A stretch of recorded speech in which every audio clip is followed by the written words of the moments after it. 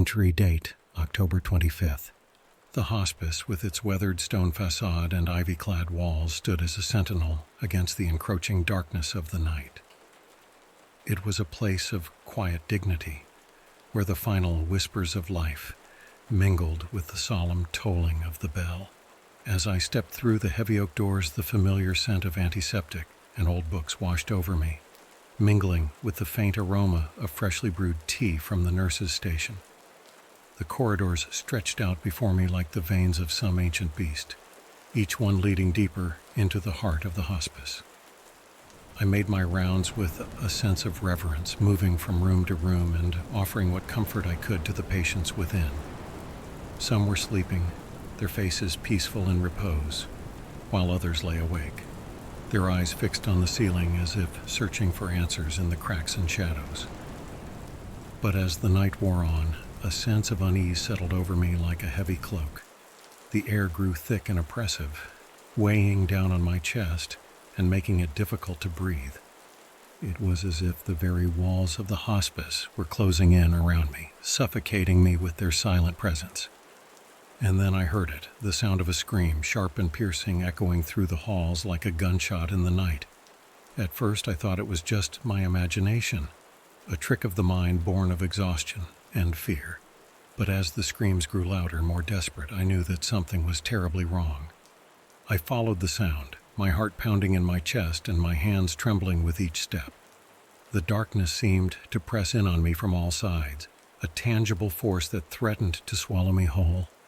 But still I pressed on, driven by a sense of duty and a need to uncover the truth. And then I saw her, a patient lying in her bed, her body thrashing and convulsing as she screamed in agony. Her eyes were wide with terror, her face contorted in pain. I rushed to her side, my hands trembling as I tried to calm her, but it was no use. She was lost in the grip of some unseen terror, her mind a battlefield of nightmares. I wanted to flee, to escape the nightmare that surrounded me, but something held me in place. It was like I was frozen in time, unable to move, unable to look away. And then, just as suddenly as it had begun, the darkness closed in around me, swallowing me whole. When I awoke, I found myself lying in my bed, drenched in sweat and trembling with fear. The events of the night played over and over in my mind like a twisted nightmare, each moment more horrifying than the last. There's something evil lurking in that hospice, something ancient and malevolent that feeds on the suffering of the innocent, and I fear that I may be its next victim. The screams echoed in my mind long after I had awoken from the nightmare. They reverberated through the hollow chambers of my soul, each piercing cry a haunting reminder of the horrors I had witnessed. The fear that had gripped me in the darkness refused to loosen its hold, its tendrils of terror wrapping around me like a suffocating shroud. As I lay there in my bed, trembling and drenched in sweat, I couldn't shake the feeling that something malevolent lingered just beyond the edges of my consciousness.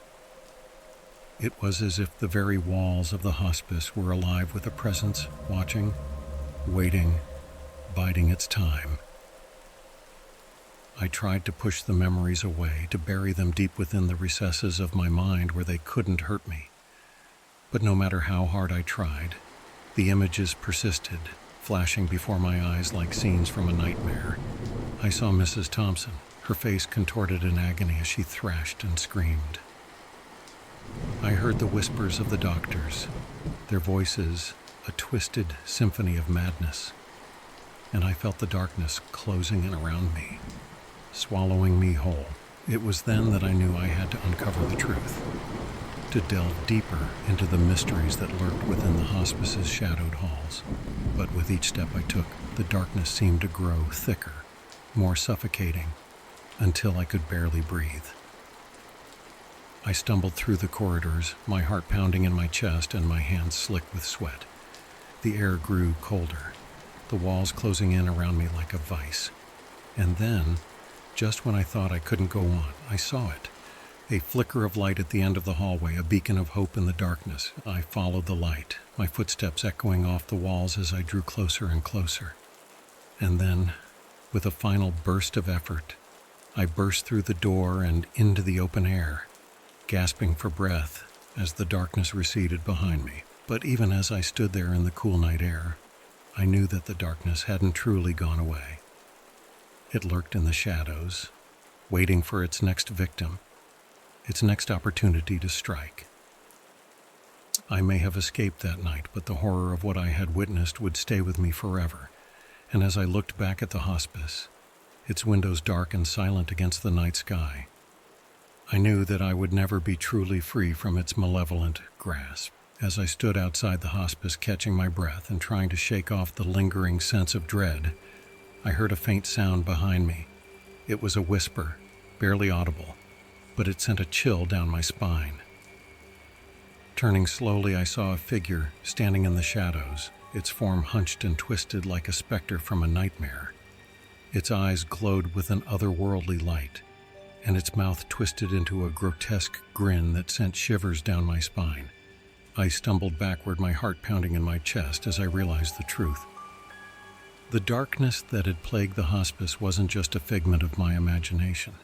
It was a living, breathing entity, feeding on the suffering of the innocent like a parasite. And now it had found me. With a sudden burst of movement, the figure lunged toward me, its hands outstretched and grasping.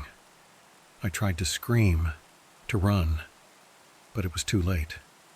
The darkness enveloped me, swallowing me whole as I was dragged back into the depths of the hospice, never to be seen again. And as the night air grew still once more, the only sound that remained was the echo of my screams, swallowed up by the darkness that lurked within the hospice's walls.